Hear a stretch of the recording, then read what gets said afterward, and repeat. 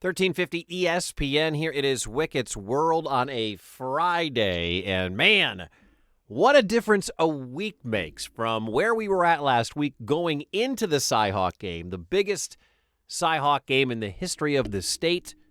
All the expectation there for the Iowa State Cyclones to rise up and take down Big Brother. And you know what happened in that game? Iowa State got beat down by Big Brother. Little Brother in the series, and I know Iowa State fan doesn't want to hear that, but Little Brother in the series has now dropped 5 in a row under Matt Campbell. Little Brother in the series has now not won since 2014. I know they didn't play this game last year because of COVID-19, but Little Brother looking at a 1-1 record, falling back from 9-14, and you know what? They 100% deserve to get called Little Brother. They did 100%, deserve to get bounced all the way back to number 14 from number 9 with that effort they put out. Let's talk about Iowa State here for a second, because all I heard in the offseason, whether I was talking to my guy Michael Swain or reading every blog or talking to every Iowa State Cyclone fan or just from watching Iowa State last year and everybody they brought back, you had the great quarterback, the best quarterback in the history of the school in Brock Purdy coming back. I mean, the guy is on all the watch lists for the Heisman. I don't know if anybody actually took him serious to win a Heisman, but you had Brock Purdy coming back, and Brock Purdy was supposed to win you a lot of football games and make plays, and he's been in these big kinds of games, and Brock Purdy was supposed to be the guy that was supposed to elevate you because he's, in theory, it's his final year. He still could come back one more year because of the weird COVID eligibility rules, but he's probably done, I would think. I don't know, maybe after the effort that he has shown so far this year, not the best effort against Northern Iowa, and then not the best effort against the Iowa Hawkeyes. It may change the way that Brock Purdy feels. Back in the preseason, when Brock Purdy was, doing all the interviews like he's supposed to as a leader, as a senior, as a captain, as the quarterback of the top 7, 7th-ranked Iowa State Cyclones, he seemed really, really confident. Well, over the first 2 games of the year, Brock Purdy doesn't seem quite as confident, nor should he, because his play hasn't been very good. In fact, Brock Purdy has been pretty bad in these 2 games. Going back to last week, and I know this still sticks with every Iowa State fan out there. I mean, I know Iowa's moved on. They're looking at Kent State and Colorado State and the rest of the Big Ten schedule, and I'll get to the Hawkeyes. But Purdy has played poorly in the biggest game, perhaps, of his life. You can say the Fiesta Bowl, You can say the Fiesta Bowl was the biggest game of his life, and he played well, and they won that football game, and they dominated. They stomped all over Oregon. But in this game, an Iowa State fan will probably tell you that the Cy-Hawk game matters more than a Fiesta Bowl. I know to some people that's insane, but that's the way that a lot of Iowa State fans will feel. So Iowa State fan has to be looking at Brock Purdy thinking biggest game ever, and you turn in that performance, threw the couple of picks. Now, one of them, not his fault, goes through his receiver's hands. He threw it a little high, a little hard, but that's a ball that's got to be caught. But if you look at Brock Purdy in this football game, Brock Purdy didn't look very good. What would he finish? 13 of 27 for 138 and 3 interceptions. I mean, Aaron Rodgers last Sunday thinks that was a craptastic performance. What I can't quite understand is there something wrong with Brock Purdy, or has he regressed so far this year? You look at some of the passes that you would expect a guy at this point in his career to be able to make, and he did not make them. Particularly the deep ball, the 2 really big deep passes. One was an incomplete pass, and the other down basically the same route down the middle. Brock Purdy threw it up, and that and the first one were both short, allowing the defensive back to close the gap, and at the last minute, either knock it away or, in the case of one of his interceptions, pick it off, which was a huge game-changing play. If he throws that ball 10 yards to the left or 5 or 8 yards to the left as that wide receiver is running in that direction, that ball is probably caught for a big gain and leads to a bunch of points scored by Iowa State. Meanwhile, it goes the other way. That's not supposed to happen for Brock Purdy this year. Those kinds of plays are supposed to be out of his playbook. So that really blew me away. The play of Brock Purdy in the Cy-Hawk game was mind-blowingly bad.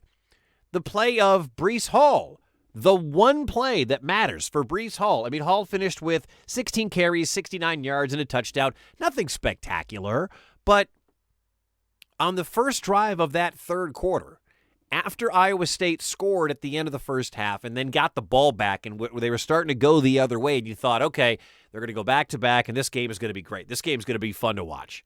It was 14-10 at half. Here we go. The strip, the scoop, the score, and you just felt the air come completely out of the Iowa State Cyclones on that one. It was like, man, our leader can't stop throwing the ball to the other team. Our running back can't hold on to the football. I mean, Breece Hall doesn't fumble, but he did then. And it led to a massive score for Iowa that completely took the momentum that Iowa State had built, created, worked their way up to in that first half, and just pulled the pin. It was over. It was done. It was it. And at that moment, you're like, uh-oh. I'm an Iowa State fan, and I can smell this coming. Because according to my wife, who is an Iowa State grad, she was a class of 2003. We're watching the game, and she said, I said to her, I said, you know what? Sorry about your boys. Sorry about your team. And she looked at me, and she said, I'm used to it. And it's weird to say that because all of this talk about Matt Campbell, all of this talk about bigger and better jobs for Campbell, all of this talk, whether it's Michigan, maybe he's the next guy for Nebraska, maybe he's waiting for Ohio State, the Detroit Lions, the New York Jets. He's 0-5 against his big rival. Like, that's Jim Harbaugh bad. He's never won a Big 12 title. Jim Harbaugh bad. Now, he's got a Fiesta Bowl win and a couple of conference, Coach of the Year awards. But this is starting to become, not starting, it's continuing a pattern for Matt Campbell. He's now 8-12 in the month of August and the month of September combined as head coach of Iowa State. It's amazing what can happen in just two games, or in this case, just a game where they won, but they won ugly, and a game that they didn't win. And the shine that was on Matt Campbell in the offseason, and everybody talking about Matt Campbell. And now look at the feeling towards Matt Campbell. Now it's, well, I'm glad he's our Iowa State coach because he can win some games here. That's it. Like, the expectation for the season has completely changed. I think if you're an Iowa State fan, you look at your squad, and in the preseason, you were saying Iowa State is a legit, because of the quarterback, the running back, the linebacker, the tight end, all of those things, and the head coach, you were thinking Iowa State is a legit team to get to the college football playoff. You weren't crazy, and Vegas was giving you pretty good odds on Iowa State getting to the postseason and playing in that college football playoff. Maybe they beat Oklahoma. Maybe they get them twice. They got all the right ingredients, all that kind of stuff. And then 2 games in, and they fall to 14 with nothing in front of them that's going to be an impressive win until they get to Oklahoma in November. All of a sudden, Iowa State, Matt Campbell, doesn't look like this great coach. He looks like a kind of guy who could rack up a bunch of wins, pick off, Oklahoma every so often. And that's fine if you're an Iowa State fan and that's what you expect. But, man, this was the greatest Iowa State team ever coming back. This was the great quarterback. This was the great tight end, the great linebacker, the All-American linebacker. This was Will McDonald, who people are saying is a first-round pick on that defensive line. Breece Hall could be the first running back taken. I can't see Breece Hall after 2 games under 70 yards rushing contending for the Doak Walker Award, like so many people were talking about, including me. I think that campaign is gone. Purdy for Heisman, gone. All of that, gone. If you're an Iowa State fan, you know what you're rooting for right now? You're rooting for chaos. You're rooting for a whole bunch of stuff in front of you to fall backwards, to get hot, to figure out what you did at the end of last year, to right this ship. And if you're looking at Iowa State's schedule, as I mentioned, there is not much left to impress the judges, to impress the committee, to impress the computers, whatever. I mean, they got UNLV coming up this weekend. What you hope, if you're an Iowa State fan, is that the hangover doesn't continue into this weekend's game, because what a tricky game that is. That's a 9:30 kick our time. That's a 9:30 kick here. It's a 7:30 kick in Vegas. I love Las Vegas, but it's a 7:30 kick in Vegas. And you never know. I have no idea how good UNLV is. I can't tell you anything about UNLV. I mean, Tark's running Rebs. That's all I got for you about UNLV. I know they fire a little cannon before football games. I know that if I was a student in Las Vegas, my gosh. But what you hope if you're Iowa State fan, which you may be if you're listening to this here on 1350 ESPN, you're hoping that Iowa State can regroup and put this one behind them and move on, because after UNLV, they go to Baylor. That's winnable. Kansas is a joke, as always. At K-State, that's tricky. Playing in the Little Apple. Okie State at West Virginia. There are some games in here that they can trip and fall. But if they are going to get to Oklahoma on November 20th and they want to have any chance of saying to the College Football Playoff Committee, we belong, we should be the one-loss team you look at, and they win the Big 12 championship game, we deserve, they got to run this. One more loss, and that is gone. The pressure now is completely, well, the pressure is one of two things. The pressure now is either completely all on Matt Campbell and this Iowa State football team, or the pressure is completely off. And it's, well, we lost Iowa again. Let's see what happens. And they literally do this by going game by game. UNLV first, at Baylor, Kansas. Get to October 3-1. It's a disappointing loss to lose to Iowa, but it happens. Iowa, and I'm going to talk about them coming up next. Iowa is now now is ranked number 5. Preseason 18, last week 10, now they're 5. That's amazing. That's an amazing 3-week progression for a Big Ten team that nobody had expectation for. And I mean nobody had expectation for. But Iowa State fan, I know you're reeling. I know it sucks. But get past UNLV, Baylor, Kansas, and then your next big matchup is K-State. If they lose to UNLV, man, oh man. Coming up, I still want to touch on one more thing that stuck out to me from that Iowa State game. From the Cyhawk game for Iowa State, because I don't get what Matt Campbell was thinking in the fourth quarter. Plus, I want to hit on the Hawkeyes. And are they really a top 5 team? That's next, right here on 1350 ESPN. 1350 ESPN, Wickett's World. My name is Mike Wickett. Thank you so much for being here. Coming up tonight, we have the Cubs and Brewers up in Milwaukee. I think it's not Miller Park, but I can't remember what it's called, so I'm just going to call it Miller Park. We'll have that one for you. 6:45 for the pregame and 7:20 first pitch with Pat and Ron here on your home for Cubs baseball, 1350 ESPN. So one more quick note on Iowa State before I get to Iowa, all right? Because to me, the biggest thing that came out of this game, besides it being an embarrassment for Iowa State to lose again, the one other thing that came out of this for me, and Twitter was all aflutter about this, why did Matt Campbell pull Brock Purdy?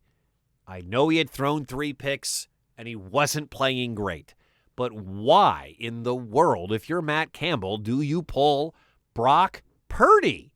He is allegedly the greatest quarterback in the history of the school. And I know Seneca Wallace is probably listening to this show because that's what Seneca Wallace does. He's a big fan of mine. And he would put his hand up. But you look at the guy who's going to own all the records, all the numbers, all the wins. This is a different era for Iowa State football. 6 wins isn't a great year anymore. 8, 9 wins is kind of the expectation. Double-digit wins is where the bar is at right now if you're Iowa State under Matt Campbell with Brock Purdy.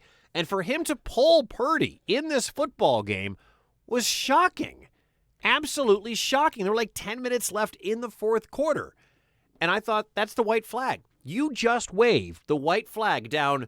I mean, they were down 3 scores. Don't get me wrong. But when you pull your great quarterback, your star quarterback, when you yank him in the fourth quarter down just 3 scores, with 10 minutes to go, you have waved the white flag, and you have given everybody in the media, every posting board, everybody on Twitter, every media outlet, you have now said, I have a quarterback controversy. And I know what Matt Campbell said after the game and what he has said this week leading up to their UNLV game. Oh, no, Brock is our guy. Yeah, but it sure didn't look like Brock was your guy. Oh, but Wickett, wait, I know. He threw 3 picks. He was playing terribly. He was getting beat up. That's fine. But if Steph Curry is 0 for 10, Steve Kerr's not pulling Steph Curry. You know what I mean? Like, Steve Kerr is still going to keep feeding the ball to Steph Curry. Well, Wickett, Purdy, and Steph Curry, you're talking about the greatest of all time, the greatest shooter of all time, and just a good college quarterback. You get my point. You understand what I'm saying. Shooters shoot. Stars break out of slumps. It's when you're only down 3 scores, the game's not over. You're playing at home. You got playmakers all over the field. You got the offensive genius for a football coach, for a head coach. Why in the world he pulled him, I don't understand. And they wanted to give the backup some minutes, some run. Hunter Deckers, who was 11 of 16 for $114 and a touchdown. That's fine. But at any time now, when Purdy struggles, are we going to expect Hunter Deckers to be up and throwing? Does this mean we will, for the rest of the year, if you're an Iowa State fan, are you always going to have a quarterback controversy? Are you going to have 2 quarterbacks fighting for minutes? Because everybody knows that if you have 2 starting quarterbacks, you don't have a starting quarterback. If you have 2 guys that you're believing in, you don't have 1 guy that you believe in. And that, to me, is an atrocity with Purdy coming in. Unless Purdy's done, which I would never, ever, ever believe. I cannot believe that would be the direction that Matt Campbell goes. I thought it was a bad move on Campbell's part. I thought it was a white flag, like we're done, we give up. With 10 minutes to go, 9 minutes to go, down 3 scores at home. No, that was a bad move by Matt Campbell. And he deserves all the questions. And unfortunately, Purdy's going to get all the questions all week and all year about Hunter Deckers. And Deckers is going to get the questions all week and all year about coming into a game, about competing for that job. It's Purdy's job. You stick with your guy. Listen, if they were down 42-0 in the fourth quarter, fine, pull Purdy, get him out of there. 35-0, fine, pull Purdy, get him out of there. But they were down, 24-10? Something like that? 24-10, 27-10? That's a football game. Couple of scores, couple of stops. But it wasn't really like they were doing a whole heck of a lot defensively. I mean, the numbers they put up, that Iowa put up in this football game, and if Iowa fan is listening right now, do you really think that your team is the 5th best team in America? I mean, the defense is nasty.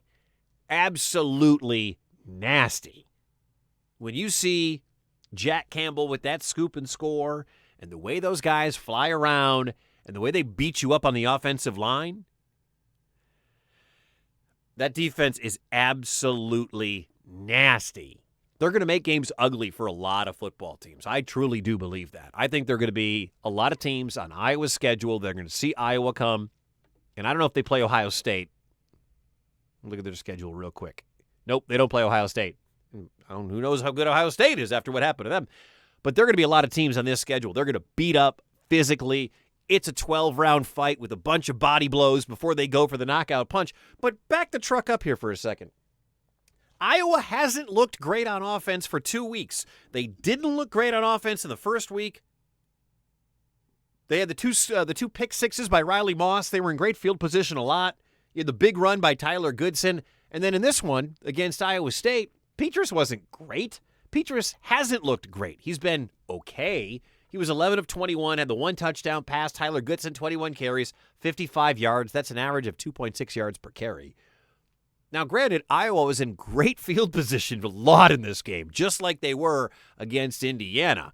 But to put Iowa up there with the likes of Alabama, Georgia, Oklahoma, and Oregon, all those teams can score 35, 45 points with their offense. I mean, Oregon goes into the shoe last week, and I didn't think they were going to win. I thought they would keep it close within that number. I think I mentioned that last week. Check the podcast to make sure. 14.5 was just far too big. But Oregon can score. Oklahoma, can score. They can't stop anybody because they're Oklahoma. That's what they do. Alabama is just Alabama. They're on another planet from everybody else. And then there's Iowa. Iowa has to – I feel like Iowa, if they don't force turnovers, they're not going to win games. I don't know if that defense – I don't know if that offense is good enough to score a whole bunch, score 6 times, whether it's 4 touchdowns and a couple of field goals or whatever. I don't know if they're good enough to have that many scoring possessions. But here they are. They win ugly. They win old school Big Ten style. They force turnovers. They beat you up at the offensive line. They put pressure on the quarterback. They play physical, which is amazing considering how much they lost on that defensive line. But they got linebackers. They got guys in the secondary who are flying around back there. If Iowa can figure out how to score some more points, sustain more drives, and get big-time numbers out of Petrus and out of Goodson, I think you could really be looking at a team that could go on a big run here. They've won 8 games in a row, going back to last year's 6, and this year they're now 2-0. This is a football team that knows how to win games, and the next 2 games are cake. Kent State, Big Ten, a big deal. Colorado State may be the worst Power 5 team in the nation. Maybe. That's usually Kansas' job, but it might be Colorado State this year. As of right now, that spread's 17.5 points, and it's still 8 days away.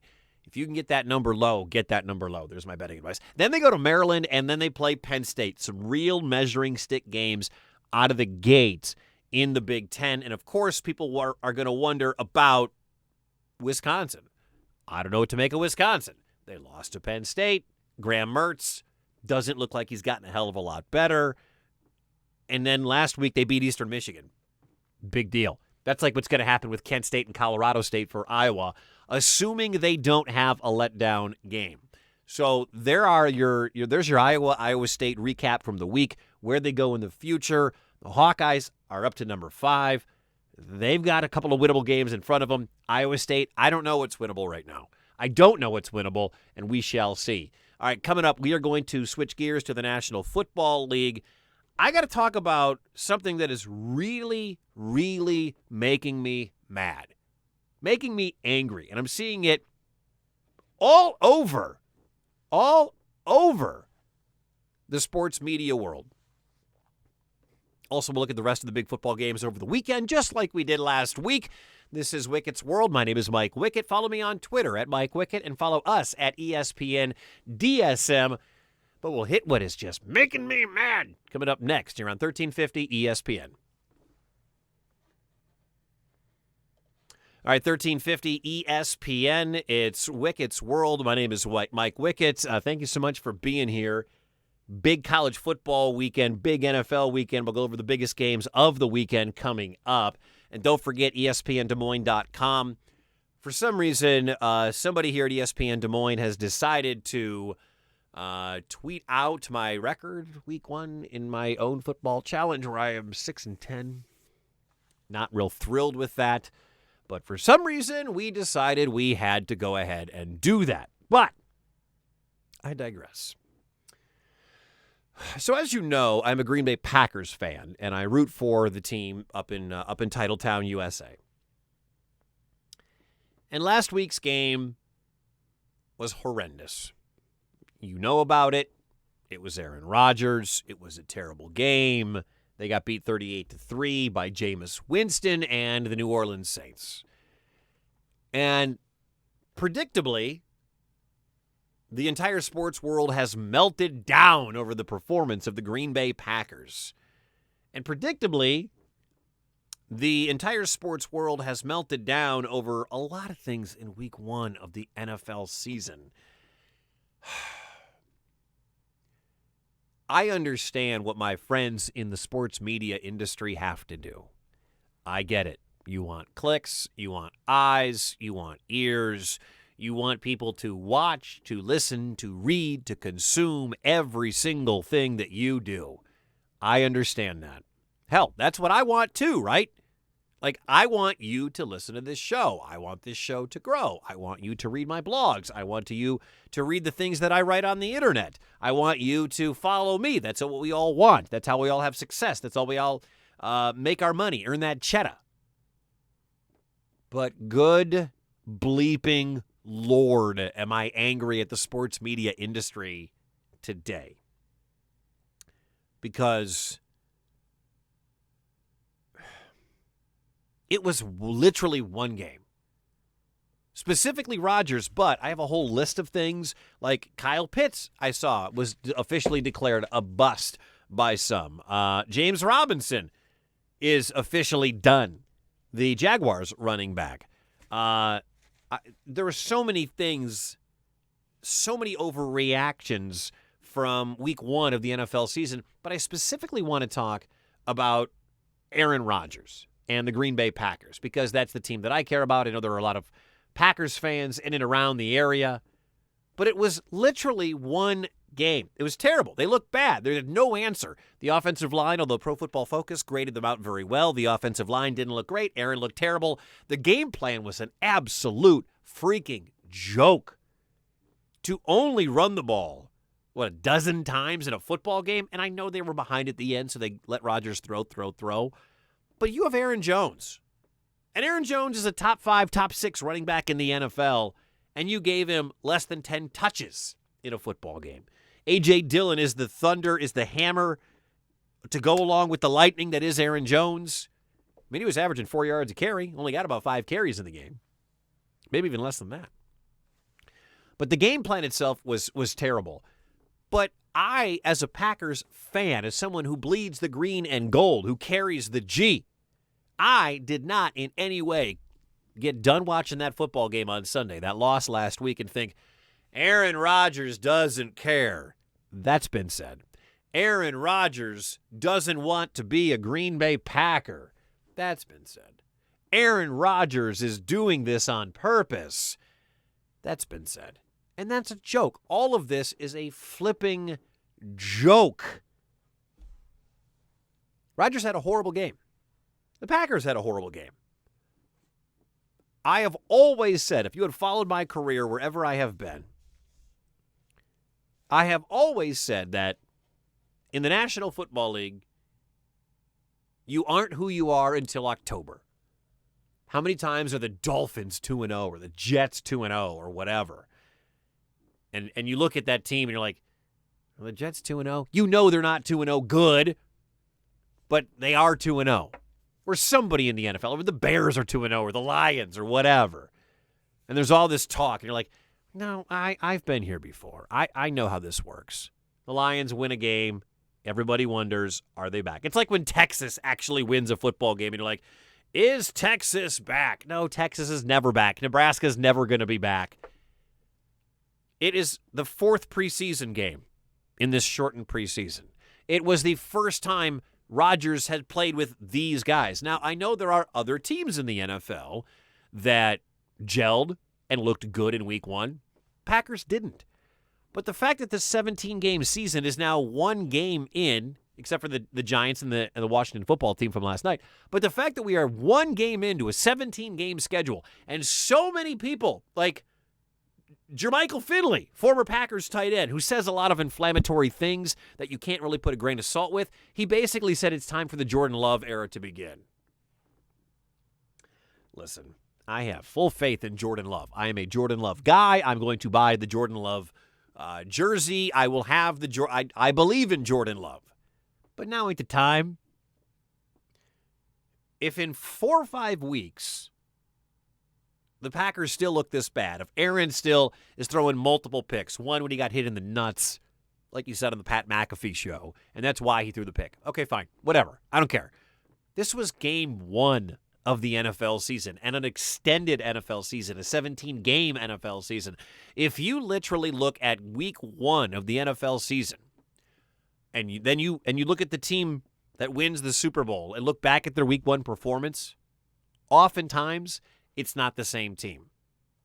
You know, the Saints beat the Tampa Bay Buccaneers 38-3 at one point last year. Granted, it was week 9 of last season, but they've done this before, and things worked out pretty well for Tampa. Now, I'm not saying Green Bay is going to go and win the Super Bowl because they share in common the same final score as Tampa suffered last week, and the same fate, not last week, but last year, and the same fate that Tampa suffered to this New Orleans team.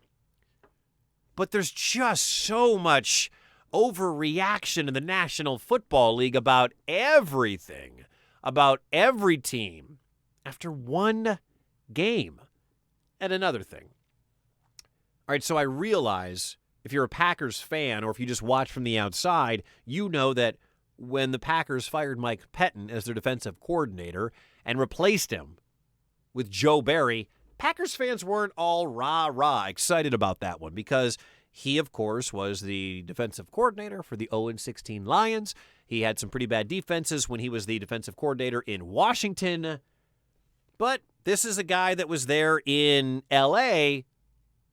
with LaFleur, and he was his guy. So he brings in his guy. That's fine. Bring in your guy. Whatever you want to do, that's okay.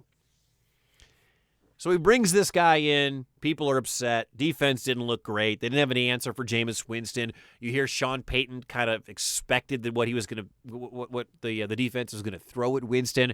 They did a decent job of bottling up Alvin Kamara, who torches everybody, but they gave up 38 points to Jameis Winston. Big deep breath again. Now, I said that you aren't who you are usually until the month of October. When it comes to a defense and a new defense and a switching of systems and a switching of defensive coordinators, I don't think you really are for 6 weeks or maybe even 8 weeks. Now, hear me out. I used to work in Kansas City. I did some work for the Kansas City Chiefs on a radio station down in KC. And in 2019, January of 2019, the Kansas City Chiefs got beat by the New England Patriots by Tom Brady in the AFC Championship game. That month, they fired longtime defensive coordinator Bob Sutton. Bob's an old school guy. Bob had his way, but he was Andy Reid's boy, and he wasn't going to get rid of him until finally, after all of the pressure in the world, they fired Bob Sutton down there. Fire Sutton was trending, much like Fire Dom was trending if you're a Packers fan, and probably Fire Pettin, and let's be real, there's a good shot that Fire Joe Barry is probably trending at some point somewhere in Wisconsin. So they fire Bob Sutton down in Kansas City, and they hire Steve Spagnuolo, former head coach of the Giants, longtime defensive coordinator. Spags comes in. All right, cool. They signed Tyrann Mathieu, and they traded for Frank Clark in the offseason, which is great. But you know what happened? Week 1, Week 2, Week 3, Week 4, Week 5, Week 6, Week 7 of that season, statistically, Spags' defense was worse than Bob Sutton's. But a funny thing happened. Midway through October, the defense began to play better because the guys started to play the system longer. This is a game of repetition. How many more swings can you get? This is a game where you have to play when the bullets are flying. This is a game where you have to get out there and play real football. Preseason doesn't matter. Practice doesn't matter. When do you get on the field and scheme against quarterbacks, scheme against wide receivers, scheme against offensive coordinators? You need to give this time. Nobody comes in, flips a defense, and becomes a dominant Super Bowl winning defense like that. So to the people who are just hating on Joe Barry, while his track record isn't great in Detroit, Washington, he's got a good one in L.A. Now, he had Aaron Donald there. But what I'm trying to tell you with the Green Bay Packers, whether you're a fan, you're a hater, you're somebody in the media, you're just watching from the sideline, whatever it is, it was one game. It was absolutely one game. Aaron Rodgers was right when he said it's one game. Devontae Adams' tweet, I'm looking at it right now. Flush it and respond. Exactly.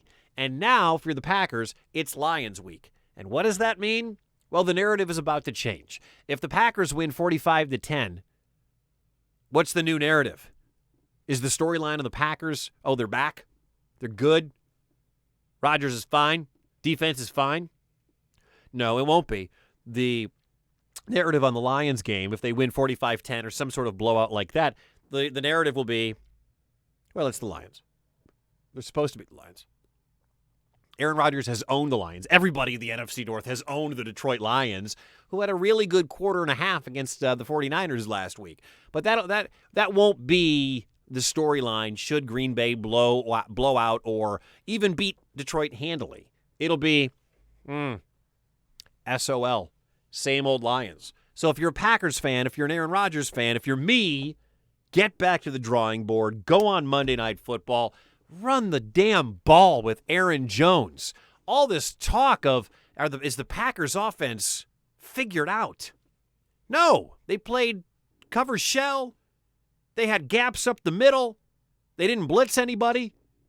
And Green Bay just dropped Aaron Rodgers back the whole time. Go up the gut. Run something up the seam.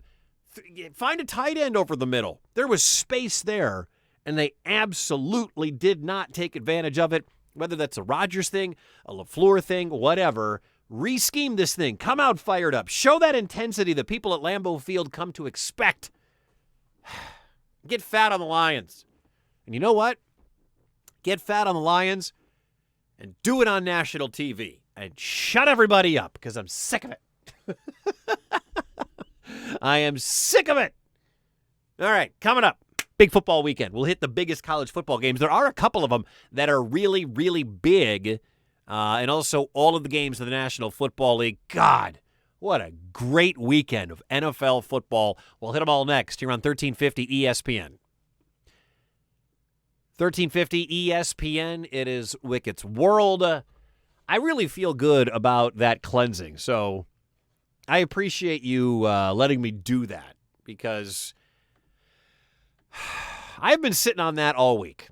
Honest to God, I have been sitting on that all week. It's just been really bothering me. All of the overreaction about everything in week one of the NFL season. It's kind of like in Major League Baseball in April, when your team starts out 2-8, you want to fire your manager. Maybe your manager's won 2 division titles in 5 years or whatever. You've been in the playoffs 4 or 5 times lately. Team starts out 2-6 after a couple of 4-game series, and you're like, fire the man. Come on. It's a grind. It's a grind. You know what else is a grind? Running through some of these college football games, I imagine it is a grind being a Nebraska football fan. Nebraska-Oklahoma, playing on the 50th anniversary of the greatest game ever played. It's the early game. By the way, this is the early game for a reason, because they know this game is going to suck. All right? Nebraska-Oklahoma tomorrow, 11 a.m. Sooners are a 22.5-point favorite. It's such a big number, but the game is being played in Norman, and Nebraska sucks. So I would probably go ahead and say pick the Sooners to cover in that one. But you do what you got to do with that football game. There isn't a ton of other great action. There's a couple of good ones, like the marquee game over on CBS tomorrow is going to be Florida and Alabama. Oh, Nelly, Alabama. And I think And if you're an Alabama fan, don't take this personally, but I think everybody wants Alabama to lose, don't you? I mean, this just is becoming so unfair to watch Alabama always be so great. And then every week when they play somebody out of the SEC or when they played Miami the opening week, it was like, maybe finally someone will give Alabama a game. And Miami got curb stomped in that football game. They got trucked. Same thing goes here with Florida. It's like, well, I hope Florida can give Alabama a game. I hope this thing is worth watching, and by the time we get into the third and fourth quarter, but I know it's not going to be. Think about this. The line is 14.5, and this is being played in the Swamp. If this game, 1v11, it's a 2-touchdown and a hook spread. If this game was being played in Tuscaloosa, you flip 6 points. Can you imagine being Florida 2-0, number 11 in the country, and you're a 20.5-point underdog if this was played in Alabama? They're only a 14.5-point dog, and they're playing at home in that one. It just, you hope it's good. It probably won't be, but you hope it's good. And then there's one more great game on the schedule, and that is Auburn and Penn State. That's the Herb Street game. That's the night game coming up. Number 22, Auburn, all those athletes, all those 4- and 5-star kids, they go up to the whiteout at Happy Valley. That's going to be cool. Those games always look really great on TV, and this one will be no different. So that's really, really great. Penn State is a 5-point favorite. It'd be a really big win for the Big Ten if Penn State could pull this game off and win at home as a favorite over one of these big, bad SEC teams coming up to Big Ten country. That would be big, especially after the weekend last weekend when Ohio State got beat by a Pac-12 team, at the Horseshoe. Because who's carrying the torch right now for the Big Ten? Iowa. But Iowa's got Kent State and Colorado State. Those are very winnable games. Those aren't going to make anybody get excited when they go 2-0 over the next week, should they go 2-0 over the next week. So Penn State with a great defense, not the greatest offense on the planet yet. Give me Auburn in the points. Anytime I can get an SEC team against a Big Ten team getting some points, I'll take it. I hope Penn State wins that football game and shut some SEC people up. NFL games, Bengals-Bears, that's early. Is the Andy Dalton experiment over? Like, Andy Dalton sucked in Cincinnati at the end. Andy Dalton sucked in Dallas last year. And Andy Dalton sucks now, and they paid him a lot of money to suck as the starting quarterback when the heir apparent is right there. This is a great spot for Justin Fields to get in play, start against a bad Bengals secondary at Soldier Field. Come on! Texans and Browns, boy, Cleveland gave Kansas City 50 minutes of great football last week. The only problem is a game is 60 minutes. They get fat. They're a 13-point favorite against Tyrod Taylor and the Houston Texans. That's a college line. Rams and Colts. Boy, Matt Stafford looked good. That guy is the missing piece for the Rams. I think they go on the road just like Seattle did last week and beat the Indianapolis Colts. Bills at Dolphins. Bills surprising loss last week. They go on the road down to the warm weather. Tua gets Will Fuller back as one of his weapons. I kind of like the Dolphins in that football game. Patriots are at the Jets. What you got? Mac Jones against the other rookie, the kid from BYU is in there. That could be exciting, right? Right? By the way, I hope you drafted Corey Davis in your fantasy team. I did. Sleeper pick. Total sleeper pick. Niners at the Eagles. Niners got a scare from the Lions last week. Eagles are 1-0. Look good last week doing it. Raiders are going to the Steelers. Raiders, big Monday Night Football win. I don't think they do it again. Playing an early game, West Coast to the East Coast. I'll take the Steel Curtain at home. Saints at the Panthers. Can Jameis Winston keep this rolling through 5 TDs last week? I don't believe so, but I could be wrong. I'll take the Panthers at home. Broncos are at the Jaguars. I mean, say what you want about Urban Meyer, but it doesn't look like it's off to a very good start. Give me the Broncos on the road. I'll take the Vikings and the Cardinals in this next one. I'll give me Kyler Murray at home. Falcons and Buccaneers. Come on. Cowboys at Chargers. Last team to have the football will win this game. Go the home team. Titans are at the Seahawks. Boy, Seattle looked good week 1, but I feel like we said that last year and the year before and the year before and the year before. The big one is Chiefs and Ravens on Sunday Night Football. I got to go Chiefs, right? They've owned Baltimore for this in the last, couple of years. And then you've got the Lions and the Green Bay Packers. I mentioned if Green Bay wins, the narrative changes to, well, are they back and they're fine to, no, it's just the Detroit Lions. I think Packers win big. That's going to do it. I am out of here. My thanks to Kira for producing this program. My name is Wickett, Mike Wickett. Thank you so much for checking out Wickett's World here on 1350 ESPN. We'll do it again coming up next week. You have yourself a wonderful rest of your weekend. Thanks so much for listening.